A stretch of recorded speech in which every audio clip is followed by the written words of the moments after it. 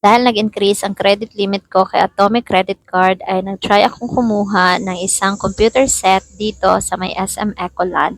Idadagdag ko siyang pangpuhunan doon sa second location namin, which is pinabantayan namin siya sa kaibigan ko. Dahil lagi ko lang pinapakita sa inyo na ginagamit ko itong Atomic Credit Card sa mga grocery items, ngayon naman ay bibili tayo ng isang Ryzen 3 na computer unit. At tingnan niyo naman kung gaano ka-easy peasy ang transactions namin. And dito naman ay nakapili kami ng Ryzen 3 na ipapabuild namin, and of course, babayaran na namin siya gamit itong Atomic Credit Card. Grabe, na maximize ko talaga yung credit limit ko dito kay Atomic Credit Card. At alam nyo, wala tayong babayarang interest kapag i-fully paid ko yung amount due ko this month. May flexible payment option din naman sila, like 3 months to 6 months split payments. Kapag split payments naman yung pipiliin nyo, of course, magkakaroon na kayo ng interest dyan, pero hindi naman ganun kalakihan compare natin sa ibang mga lending applications or mga credit cards. Kaya kapag gusto nyo mag-apply dito at mag-increase ang credit limit nyo, ang link ay nasa baba lang